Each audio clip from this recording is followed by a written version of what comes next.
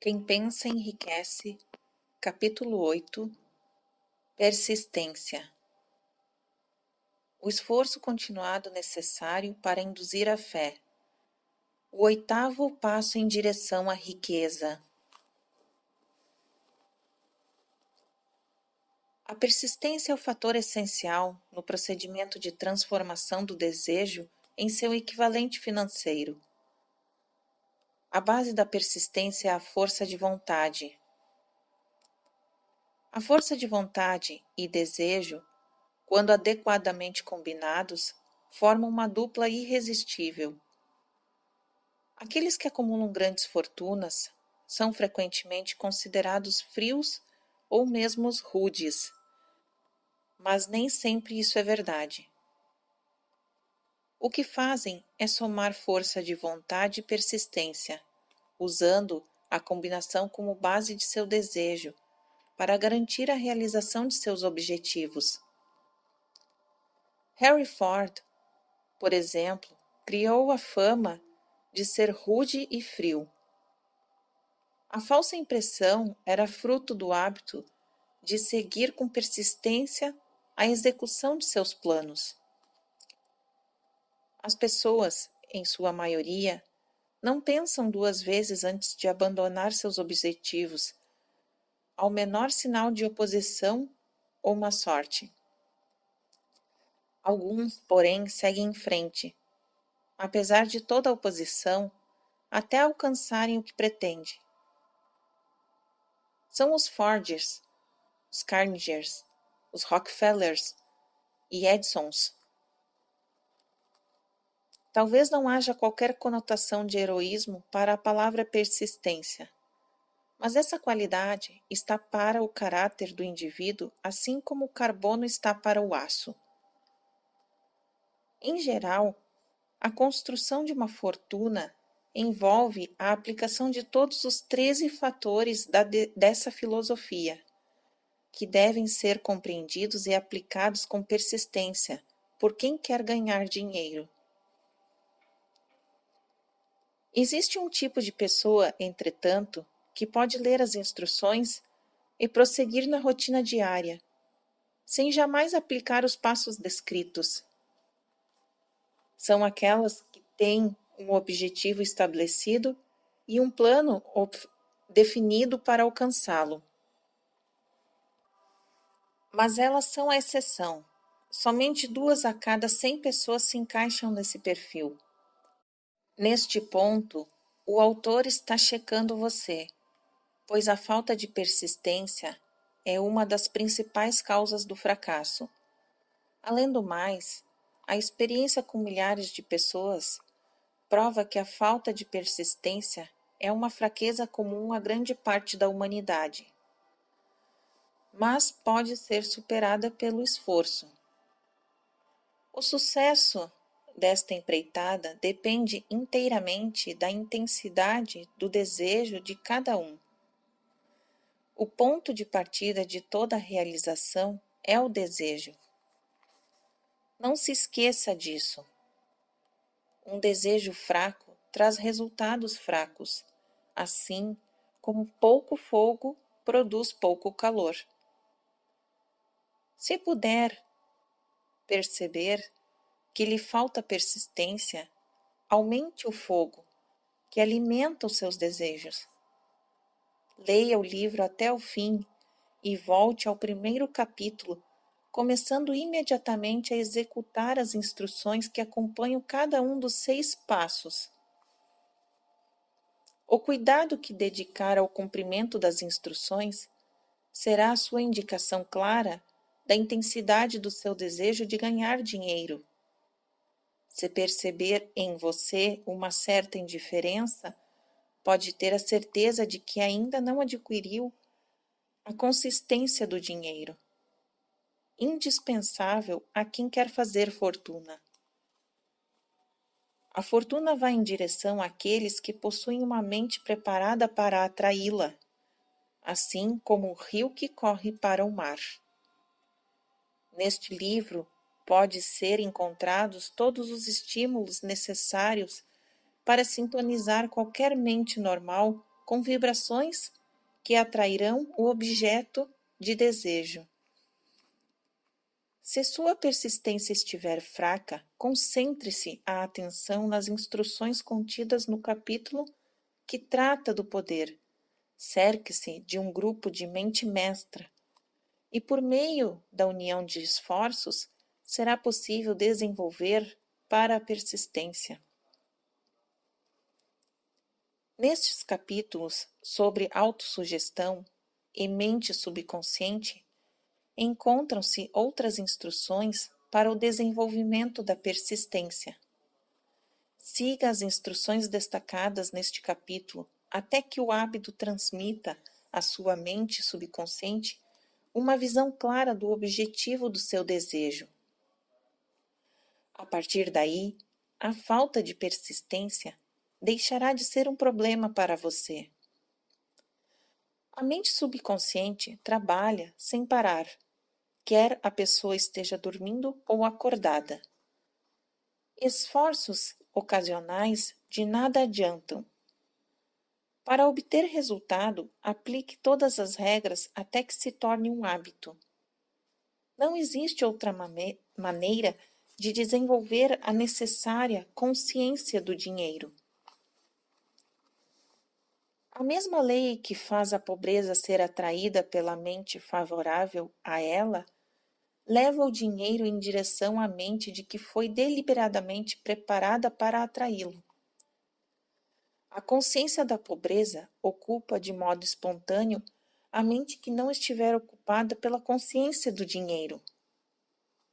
A consciência da pobreza desenvolve-se mesmo sem a aplicação deliberada de hábitos favoráveis a ela. A consciência do dinheiro, ao contrário, precisa ser criada, a não ser que o indivíduo tenha nascido com ela. Entenda bem o significado do parágrafo anterior, e você compreenderá a importância da persistência para conquistar a riqueza. Sem persistência, a derrota é certa, antes mesmo do começo. Com persistência, você vencerá. Se já teve um pesadelo, você vai entender o valor da persistência.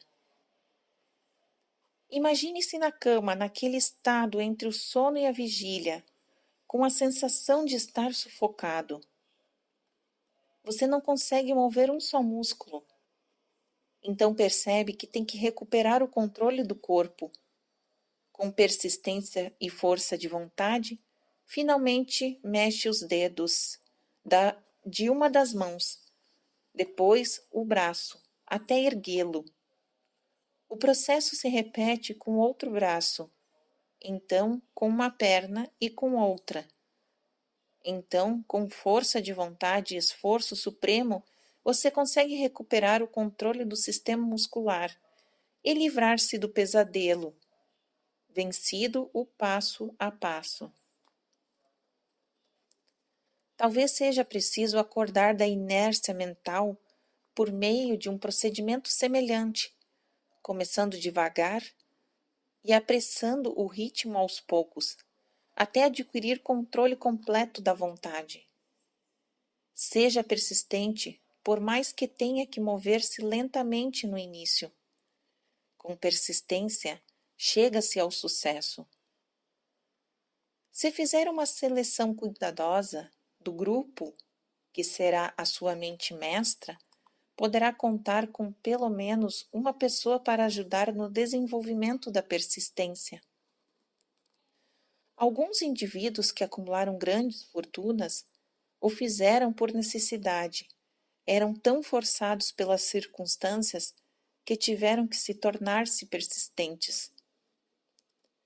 Nada substitui a persistência, nenhuma outra qualidade. Lembre-se disso e essa informação lhe servirá de alento, principalmente no início, quando as coisas parecerem mais lentas e difíceis. Aqueles que cultivam o hábito da persistência parecem ter seguro contra o fracasso. Assim, que levem alguns tombos sempre acabam chegando ao topo da escada. Às vezes parece haver uma força oculta cuja missão é testar as pessoas, fazendo-as enfrentar todo tipo de experiência desconfortadora e desencorajadora. Aquelas que reerguem depois da derrota e tentam novamente, conseguem chegar aonde querem e ouvem o mundo dizer: "Bravo! Sabia que você conseguiria."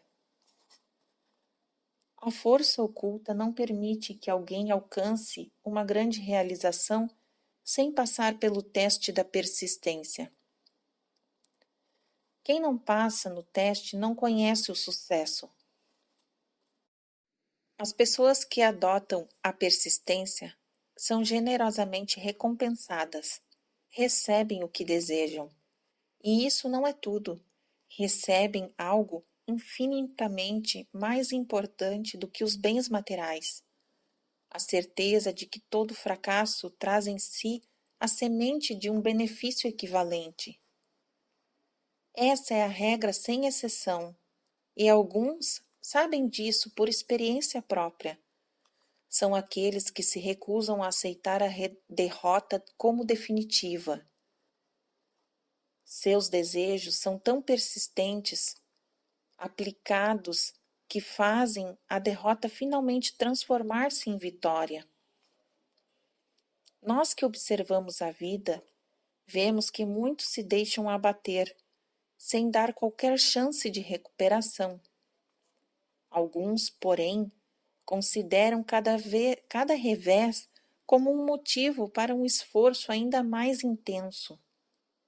Estes, finalmente e felizmente, não aceitam que a vida ande em marcha ré. Mas existe um poder irresistível que não enxergamos e de cuja existência muitos de nós sequer suspeitam. Um poder que resgata aqueles que enfrentam o desestímulo, a persistência. Sem persistência, não há sucesso em carreira alguma. Neste momento, levanto os olhos do meu trabalho e vejo diante de mim, a menos de um quarteirão, a misteriosa Broadway, o cemitério das esperanças perdidas, o portal da oportunidade. Gente do mundo todo chega a Broadway em busca de fama, fortuna, poder, amor ou o que quer que os seres humanos chamem de sucesso. Muito raramente, alguém se destaca na longa fila de aspirantes, dizendo que o mundo que a Broadway foi conquistada mais uma vez. A conquista não é fácil nem rápida. Ela reconhece o talento e a genialidade, dando retribuição em dinheiro, mas somente depois que a pessoa se recusa a desistir. Então, sabemos que foi decifrado o segredo da conquista da Broadway, o segredo que traz sempre com ele a palavra persistência. O tal segredo faz parte da história de Fannie Hurst, escritora norte-americana cuja a persistência conquistou o grande caminho branco. Como é conhecida a Broadway por causa de muitos cartazes letreiros luminosos. Ela chegou a Nova York em 1915, disposta a transformar seus escritos em riqueza. A transformação não ocorreu imediatamente, mas aconteceu. Durante 4 anos, Fannie conheceu na prática as calçadas de Nova York. Ela escrevia de dia e à noite exercitava a sua esperança. Quando a esperança enfraquecida, ela não dizia: "Tudo bem, Broadway, você venceu." Em vez disso, seu comentário era: "Broadway, você pode derrotar alguns, mas não a mim. Vou fazer você desistir." Um editor do The Saturday Evening Post rejeitou seu trabalho 36 vezes, até que ela conseguiu romper essa barreira e publicar uma história. O escritor mediano, como os medianos de outros setores, teria desistido à primeira recusa. Fanny, porém, percorreu a calçada da Broadway durante 4 anos, ao som do não dos editores, porque estava determinada a vencer. Então veio a recompensa. O feitiço se quebrara. A força oculta testou e aprovou Fanny Hurst. Daí por diante, os editores passaram a bater à sua porta. Ela mal tinha tempo de contar o dinheiro que ganhava.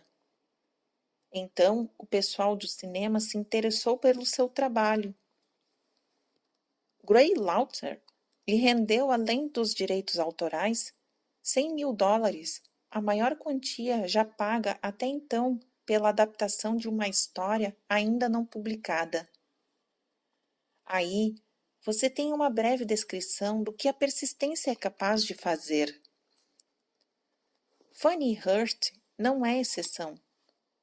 Todo aquele que é dono de grande riqueza certamente aprendeu primeiro a persistir. A Broadway não nega um aperitivo a quem pedir, mas exige persistência dos que vão atrás do prato principal. A cantora Kate Smith diria amém ao ler isto. Durante anos, ela cantou de graça onde quer que houvesse um microfone disponível. A Broadway disse, venha me pegar se puder. Ela insistiu até que um dia a Broadway se cansou e desistiu. Ah, de que adianta? Você não se dá por vencida. Então faça o seu preço e venha trabalhar. Kate fez o seu preço. O dinheiro chegou em abundância. Ela ganhava em uma semana mais do que a maioria das pessoas recebe em um ano inteiro.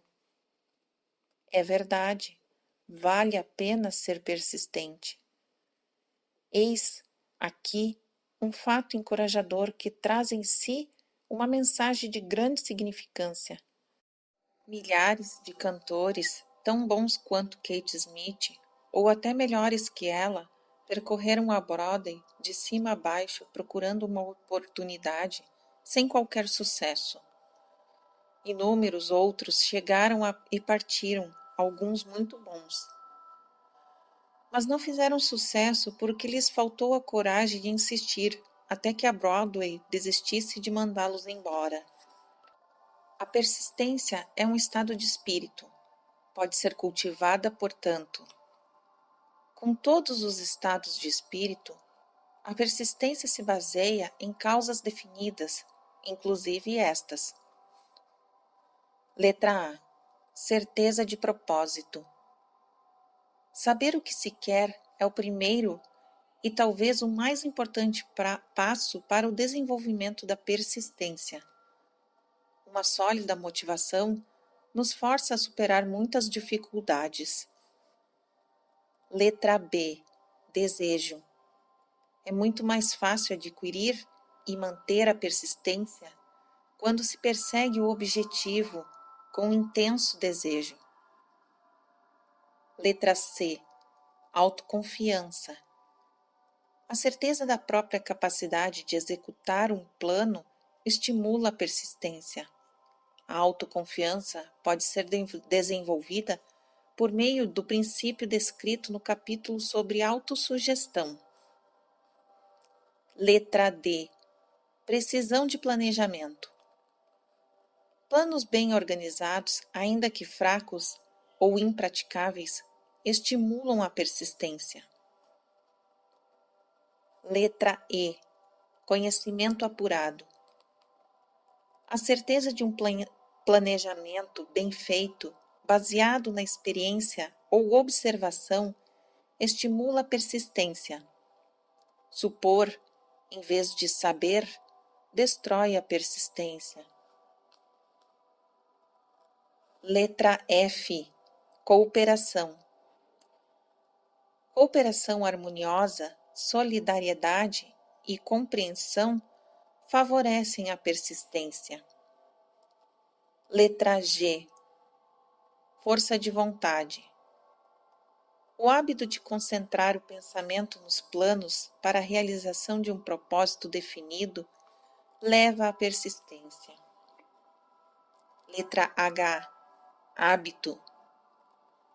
A persistência é o resultado direto do hábito.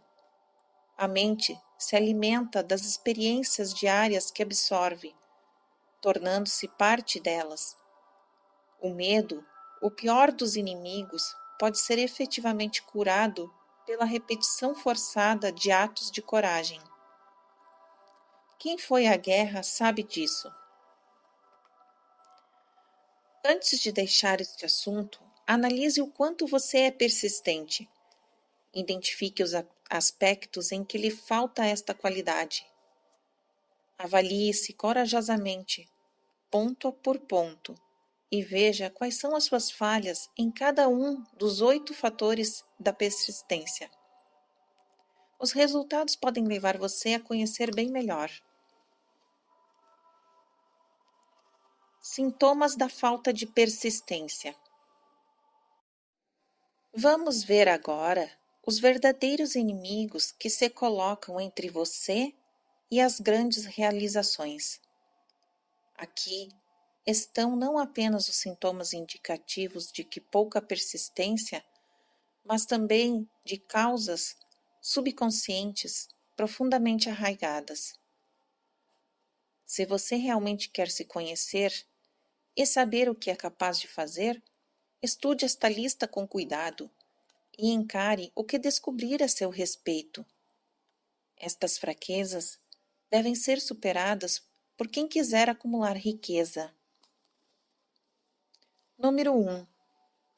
Falha em reconhecer ou definir exatamente o que deseja. Número 2. Procrastinação, com ou sem motivo, em geral, com base em grande variedade de álibis e desculpas. Número 3. Falta de interesse de adquirir conhecimento especializado. Número 4. Indecisão, hábito de passar a bola em todas as ocasiões, em vez de encarar a situação. Também com o apoio de álibis. Número 5. Hábito de apresentar desculpas, em vez de elaborar planos bem definidos para a solução de problemas. Número 6. Presunção. Os recursos para melhorar esta característica são poucos.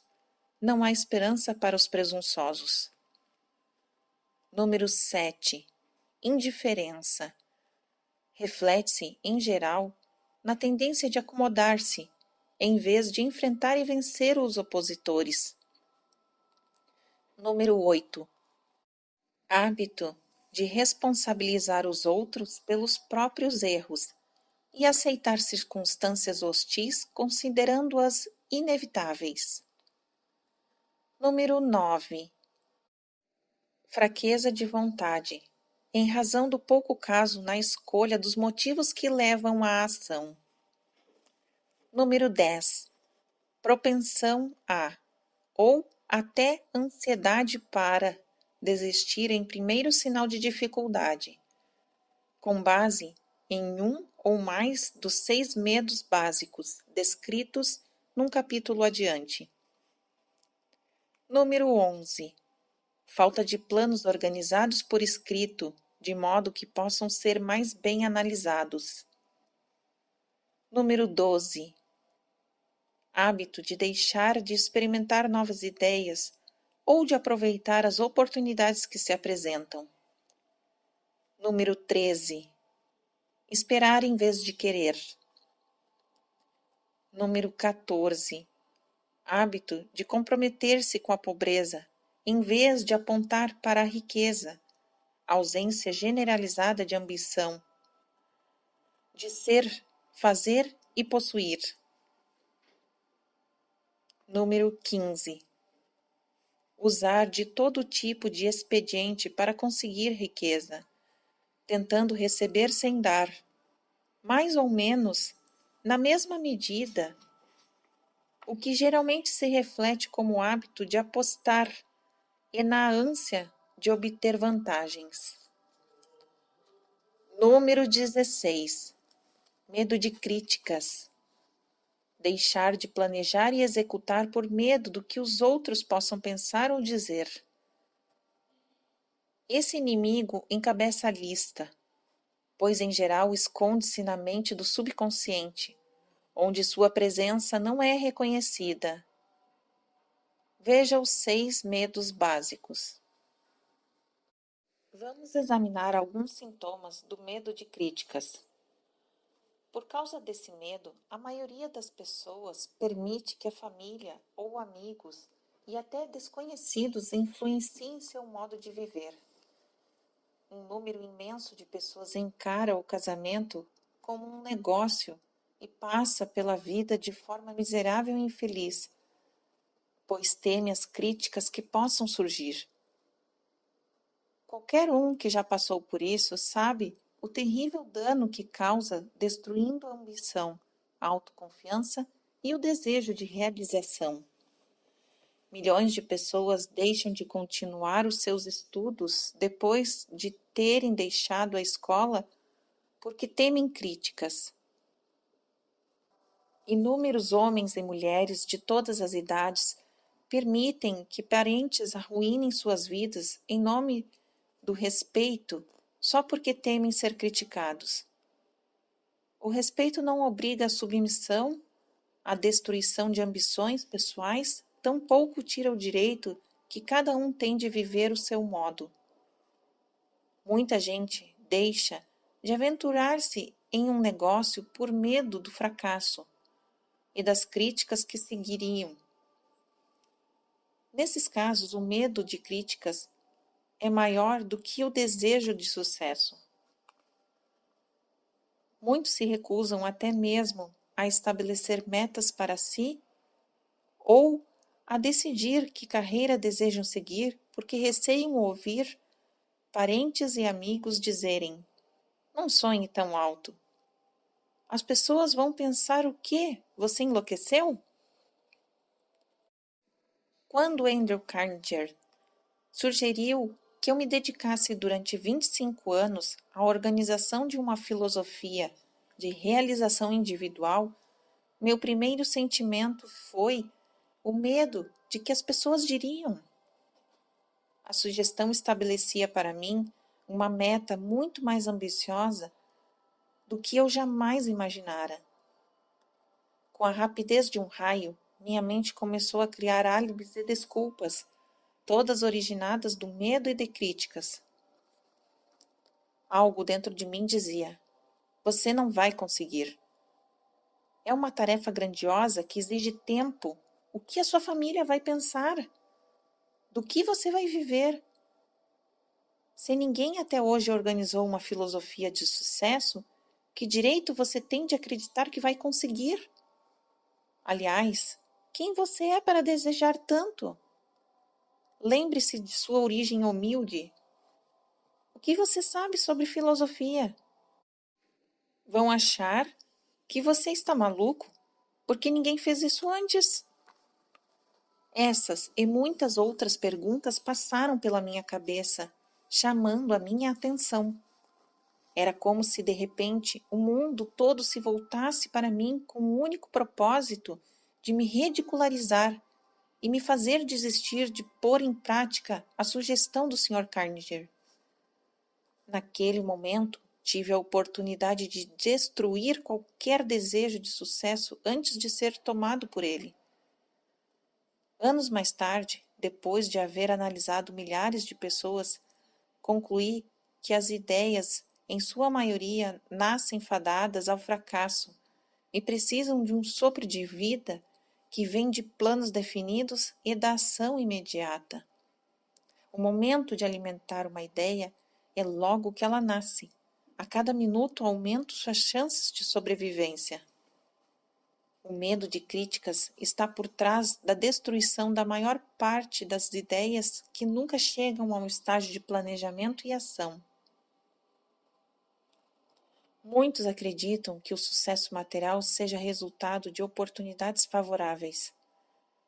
A crença tem algum fundamento, mas aqueles que se colocam em total dependência da sorte quase sempre se desapontam, por desprezarem outro fator importante para a certeza do sucesso: a noção de que as oportunidades favoráveis podem ser encomendadas.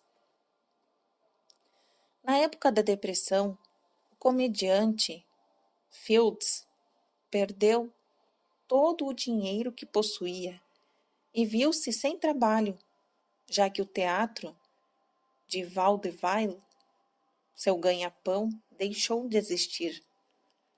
Além disso, já passara dos 60, idade em que muitos homens se consideram velhos.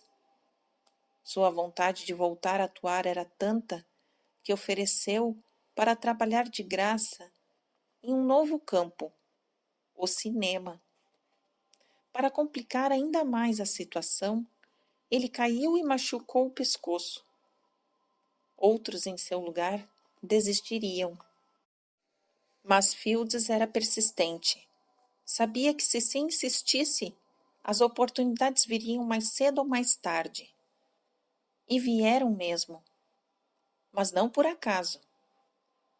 A atriz Mary Dressler também já se aproximava dos 60 quando perdeu tudo.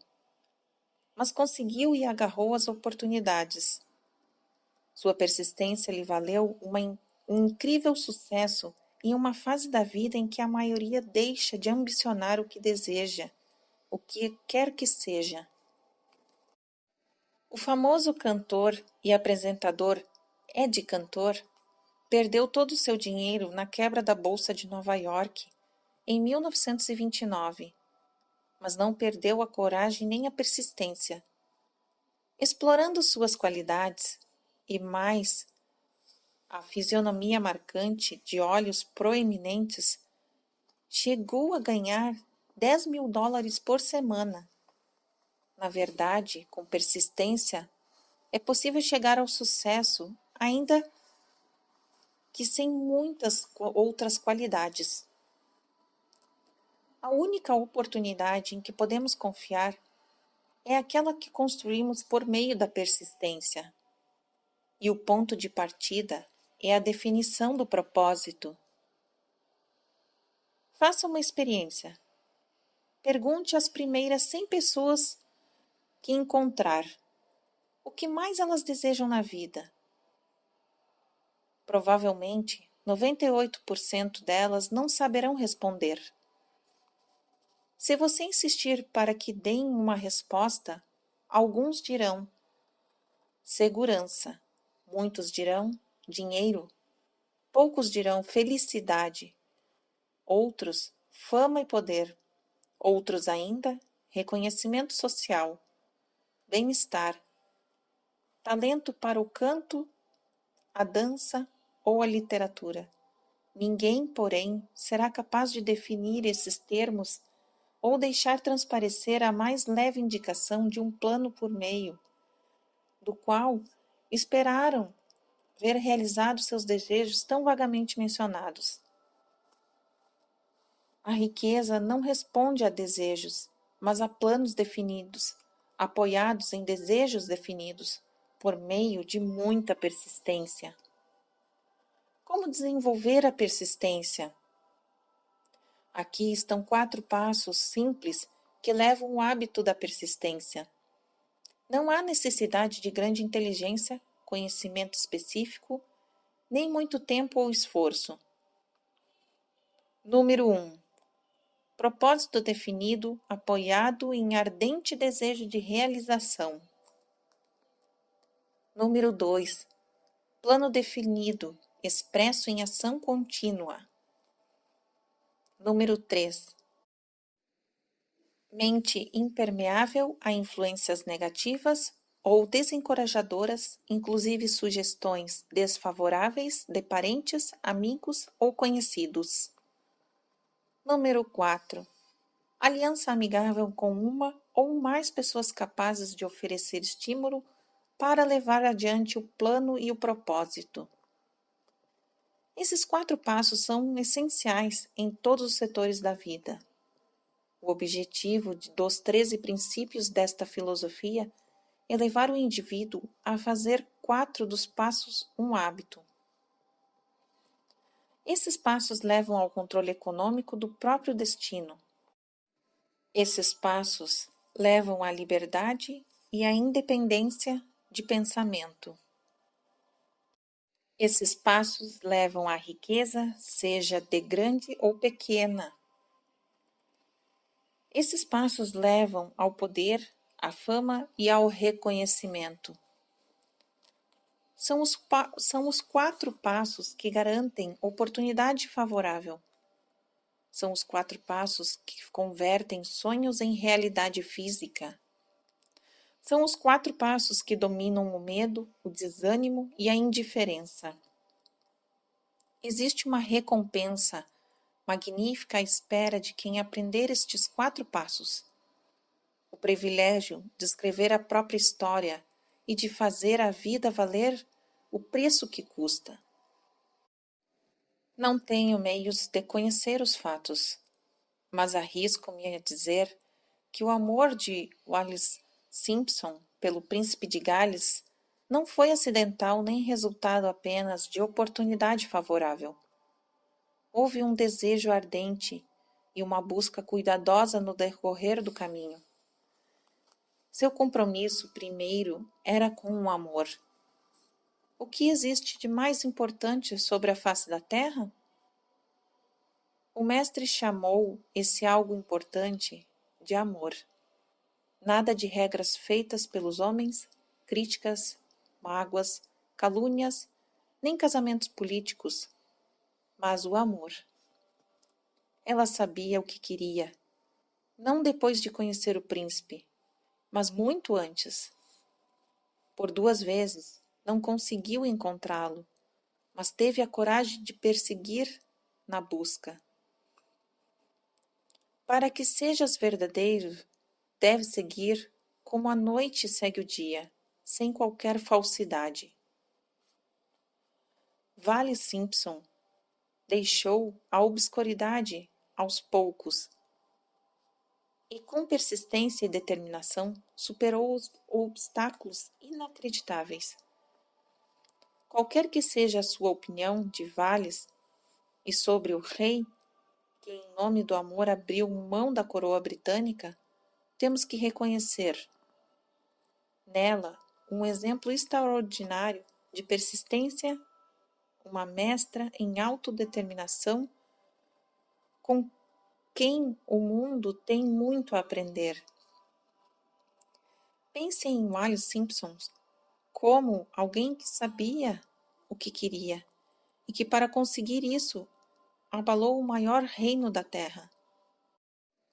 As mulheres que reclamam, alegando ser o nosso mundo masculino, que nega a elas oportunidades iguais às dos homens, devem estudar atentamente a vida desta criatura em especial, que com uma idade que a maioria considerava avançada, conquistou o afeto do solteiro mais cobiçado do mundo. E quanto ao rei Eduardo? Que lição podemos tirar de seu papel neste drama? Teria ele pago um preço alto demais pelo amor da mulher que escolheu? Somente ele poderia responder.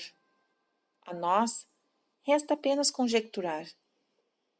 Pelo que se sabe, não foi por opção que o príncipe veio ao mundo nascendo em meio à riqueza.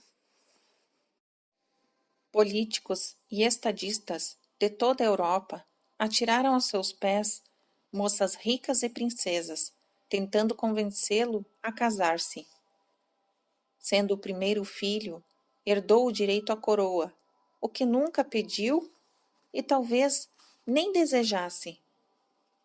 Durante mais de 40 anos, não teve liberdade nem privacidade, não pôde viver a seu modo e, ao subir ao trono, teve deveres de assumir. Alguns diriam, com tantas facilidades, o rei Eduardo tinha tudo para ser feliz. A verdade é que por trás dos privilégios da coroa, do dinheiro e da fama e do poder herdado por ele, havia um vazio que só poderia ser preenchido pelo amor. Seu maior desejo era o amor, muito antes de conhecer Vale Simpson.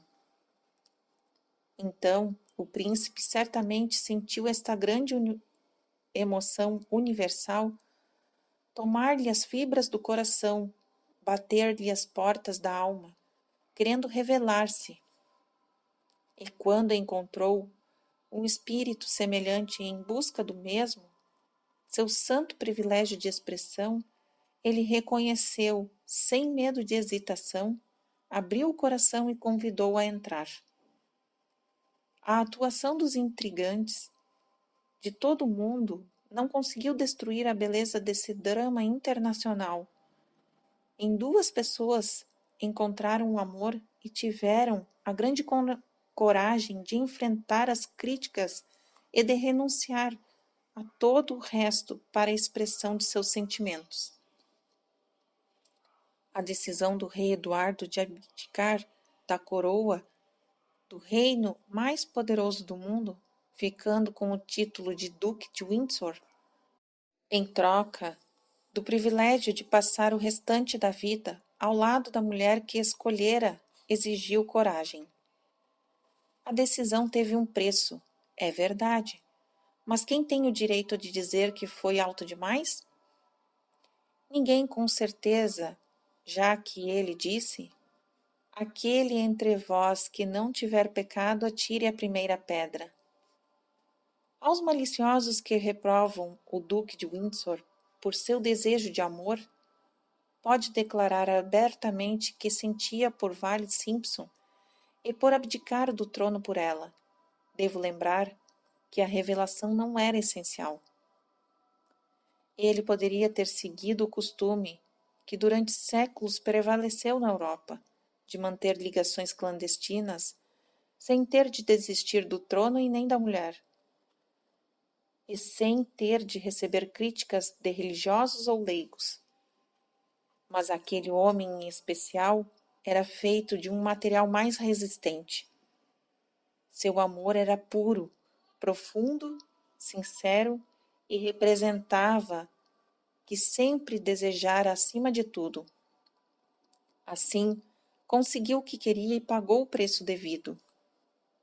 Se a Europa no século passado tivesse recebido a bênção de contar com governantes com a humanidade e a honestidade do ex-rei Eduardo VIII, aquele desafortunado continente, hoje perturbado por atitudes de ganância, execração, cobiça e conveniência política, além de ameaças de guerra, teria uma história diferente e muito melhor para contar. Uma história de governo pelo amor e não pelo ódio. Segundo disse Stuart Austin Fire, devemos fazer esse brinde ao ex-rei Eduardo VIII e a Vale Simpson. Abençoado é o homem que sabe serem mais doces em nossos pensamentos silenciosos. Abençoado é o homem que das mais escuras profundezas consegue enxergar a figura luminosa do amor e que canta ao vê-la, e que cantando diz: muito mais doces que as canções são os pensamentos que tenho por ti. Com essas palavras, prestamos homenagem a duas pessoas que, mais do que quaisquer outras nos tempos modernos, foram vítimas de críticas, insultos simplesmente porque descobriram o maior tesouro da vida e o reivindicaram. Em todo o mundo, ecoam aplausos ao Duque de Windsor e à Vale Simpson por sua persistência na busca pela maior recompensa que a vida pode oferecer. Todos nós só temos a lucrar ao seguir o exemplo buscando o que queremos da vida. que o poder místico é esse que dá aos persistentes a capacidade de vencer os obstáculos? Será que a persistência, o cérebro é dotado de atividade química, mental ou espiritual que permite acesso a forças sobrenaturais? Será que a inteligência infinita se põe ao lado daqueles que continuam lutando contra o mundo inteiro, mesmo depois de perdida a batalha? Essas e muitas outras perguntas semelhantes me vêm à mente quando penso em homens como Henry Ford, que começou do nada e construiu um império industrial de proporções gigantescas, munido apenas de persistência.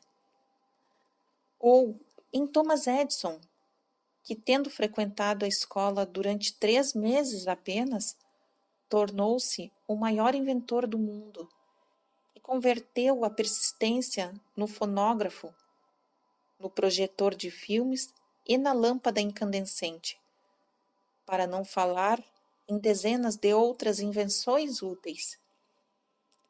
Passei longos anos analisando a trajetória de Ford e Edison, tendo assim o privilégio de conhecê-los melhor e falar deles com segurança. Assim, posso dizer que não encontrei em qualquer um dos dois outra qualidade a não ser a persistência, que pudesse ser fonte de estupendas realizações. Quem fizer um estudo imparcial de profetas, filósofos, místicos e líderes religiosos do passado, vai chegar à inevitável conclusão de que persistência, concentração de esforço e definição de propósito foram as bases principais de suas realizações. Considere, por exemplo, a estranha e fascinante história de Maomé. Analise sua vida, compare-o com grandes realizadores da era moderna da indústria e das finanças. Observe como todos têm um incrível traço em comum: persistência.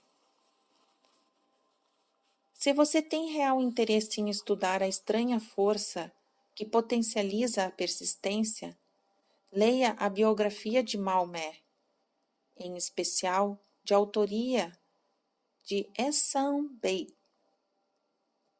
Esta breve resenha escrita por Thomas Sugury e publicada no Herald Tribune serve de aperitivo ao raro prazer de que desfrutarão aqueles que lerem a história completa de um dos mais belos exemplos de poder de persistência que a humanidade já conheceu. O Último Grande Profeta, escrito por Thomas Sugury. Maomé foi um profeta, mas nunca operou qualquer milagre. Não era um místico, não tinha escolaridade formal e só começou a cumprir sua missão aos 40 anos. Quando anunciou ser um mensageiro de Deus e trazia a palavra da religião verdadeira, foi ridicularizado e taxado de lunático. Crianças o perseguiam e mulheres lhe atiravam lixo. Maomé foi banido de Meca, sua cidade natal. Seus seguidores tiveram os bens materiais confiscados e foram mandados para o deserto. Durante os anos que se passou pregando, nada tinha a oferecer, exceto sua história de banimento, pobreza e desrespeito. No entanto, antes de decorridos 10 anos, era o homem mais poderoso de toda a Arábia, regente de Meca e chefe de uma religião que, com o impulso dado por ele, se estenderia até o Danúbio e os Pirineus. Esse impulso envolvia 3 fatores: a força da palavra, a eficácia da oração e a afinidade dos seres humanos com Deus. Sua carreira jamais fez sentido. Maomé nasceu no ramo pobre de uma importante família de Meca. A cidade, embora considerada a encruzilhada do mundo, o abrigo de Caaba, construção toda em pedra usada como local de adoração e centro de rotas comerciais, não contava com saneamento. Daí, as crianças serem mandadas para o deserto onde eram criadas pelos beduínos. Maomé foi então alimentado por mães substitutas, mulheres nômades, de cujo leite tirou força e saúde, tendo aprendido a pastorear ovelhas. Logo, contratado por uma viúva rica para comandar suas caravanas. Viajou pelo Ocidente, conversou com indivíduos de crenças diversas e observou o declínio do cristianismo, devido à realidade e rivalidade entre as várias vertentes. Aos 28 anos, tinha caído nas boas graças da viúva Khadijah, com quem se casou. Como sabia que seu pai se oporia ao casamento, embebedou-o antes de pedir-lhe o consentimento. Durante os 12 anos seguintes, Maomé viveu como um comerciante rico, respeitado e astuto, até decidir vagar pelo deserto. Voltou de lá um dia com o primeiro versículo do Corão e contou a Khadijah que o arcanjo Gabriel lhe aparecera, dizendo ter sido ele o escolhido para ser mensageiro de Deus. Em toda a vida de Maomé, tal episódio foi o mais próximo de um milagre. Ele não era poeta, nem tinha o dom da palavra. No entanto, os versos do Corão que recitava para os fiéis eram melhores do que aqueles criados por poetas profissionais de qualquer das tribos. Os árabes consideravam isso um milagre. Para eles, o dom da palavra era o maior dos dons e o poeta um todo-poderoso. Além disso, o Corão dizia que todos os homens são iguais perante Deus e que todo mundo deveria ser um Estado democrático. O Islã. Foi esse conceito, considerado uma heresia pela política, somado ao desejo que tinha Maomé de destruir todos os 360 ídolos do pátio de Caaba, que provocou seu banimento. Os ídolos atraíam a Meca as tribos do deserto, o que favorecia o comércio. Assim, os homens de negócios da cidade, o grupo de capitalistas, de que um dia Maomé fizera parte, voltaram-se contra ele. Maomé, então, recolheu-se ao deserto para preparar a vitória do islamismo. Começou a ascensão do Islã. Do deserto veio uma chama que jamais se extinguiria, um exército democrático, lutando como uma só pessoa e preparando para morrer sem hesitação. Maomé convidou judeus e cristãos a se juntarem a ele, já que não criava uma religião, mas procurava unir na mesma fé todos aqueles que acreditavam em um Deus único. Se judeus e cristãos aceitassem o seu convite, o islamismo conquistaria o mundo. Mas não o fizeram. Não aceitaram sequer as invocações introduzidas por Maomé em relação ao bem-estar dos seres humanos. Quando os exércitos do profeta entraram em Jerusalém, nenhuma pessoa foi morta por causa de sua fé. No entanto, quando os cruzados entraram na cidade, séculos mais tarde, nenhum muçulmano, fosse homem ou mulher ou criança, foi poupado. Mas os cristãos aceitaram uma ideia muçulmana. O lugar de aprender, a universidade. Fim do capítulo 8.